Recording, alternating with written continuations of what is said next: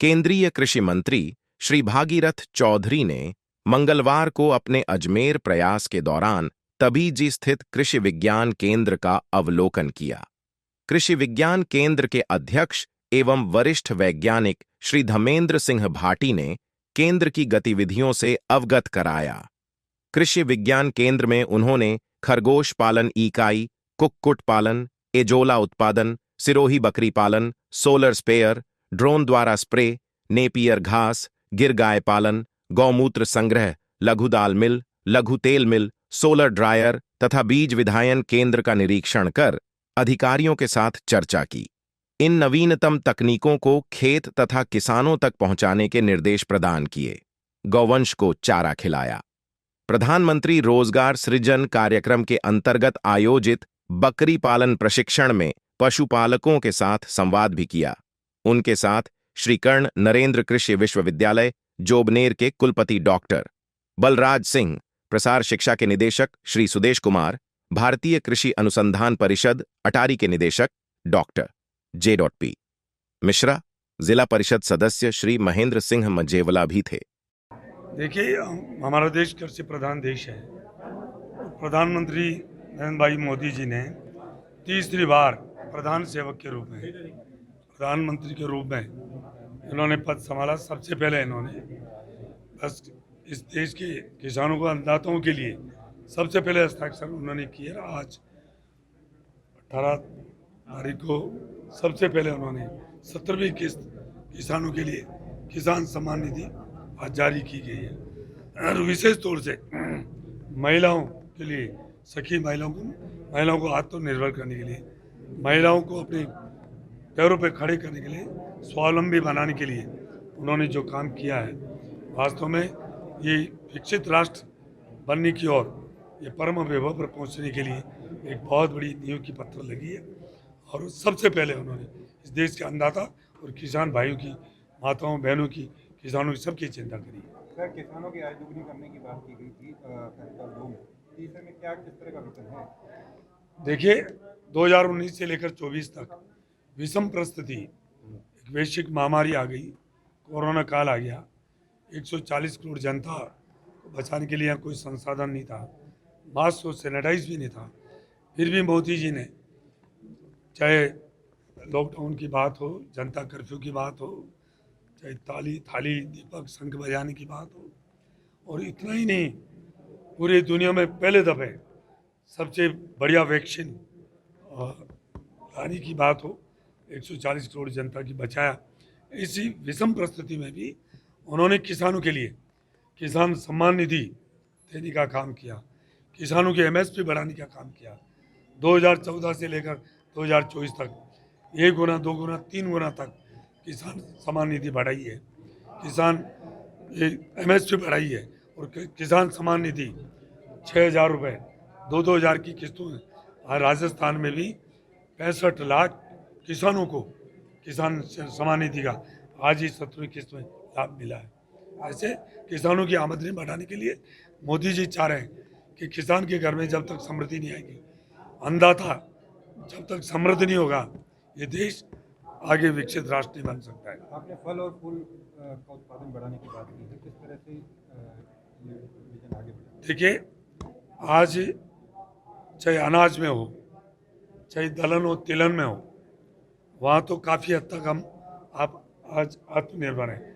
काफ़ी हद तक नहीं, आज वैश्विक महामारी कोरोना काल के बाद देखिए, 4 साल में आज 80 करोड़ से ज़्यादा जनता को फिर अनाज दिया जा रहा है। ये किन के बलबूते पर? ये देश के अन्नदाता किसान भाइयों के बलबूते पर। परंतु अभी तक फल और फूल के अंदर हमें आज भी बाहर से हमारी विदेशी मुद्रा जाती है। हम चाहते हैं कि हमारे वैज्ञानिक फल और फूल के ऊपर भी विशेष सर्च करें, अनुसंधान करें, और दुनिया में जो बेहतर फल और फूल है उससे ज़्यादा बेहतर हमारे इस देश में वैरायटी उपलब्ध कराएं, और अनुसंधान करके और हमारे देश में फल और फूल के आत्मनिर्भर नहीं बने, हम उसको निर्यात भी करें। ऐसा हम वैज्ञानिकों से प्रधानमंत्री मोदी जी चाह रहे हैं। फल और फूल में भी आत्मनिर्भर भी बने और हम विदेशों में भी उसका निर्यात करें। श्री अन्न में जो है जौ को शामिल करने के बाद देखिए, श्री अन्न वास्तव में जौ एक बहुत पौष्टिक तत्व है। मैं कहता हूँ जिसको मोटा अनाज कहते थे, प्रधानमंत्री जी ने अब श्री अन्न का नाम दिया है। मैं कह रहा हूँ उसमें पौष्टिक तत्व है।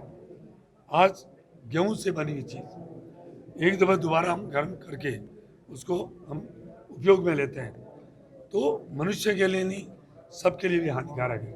और अब चाहे जौ, बाजरा हो, ज्वार हो, मक्का हो, रागी हो, इनको आप दोबारा इनको आप गर्म करके लेते हो तो इसमें पौष्टिक तत्व और बढ़ता है। हमारे पूर्वजों ने भी इसलिए श्री अन्न का उपयोग करते थे। और तो बीच के कालखंड में श्री अन्न का उपयोग कम हो गया। अब विदेशों में भी श्री अन्न की, अब तो मैं कहूँ 5 नहीं 7 स्टार होटलों में भी श्री अन्न परोसा जाता है और चाव से अब उसको आहार के रूप में लेते हैं।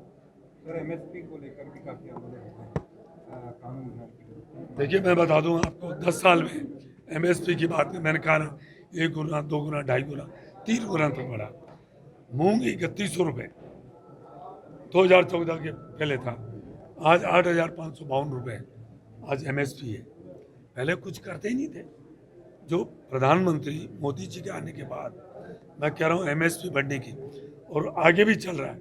हमारे कृषि मंत्री शिवराज सिंह चौहान साहब, उनके नेतृत्व में 4-5 दिन तक लगातार सारी भारत सरकार के कृषि अधिकारी, वैज्ञानिक उनके बीच में बैठ के लंबी चर्चा चली है कि इस देश के अन्नदाता और कैसे उनको खुशहाल किया जाए, उनके घर में समृद्धि कैसे आए, इसके लिए पूरे विस्तार से, क्योंकि प्रधानमंत्री जी ने 100 दिन का रोड मैप दिया है।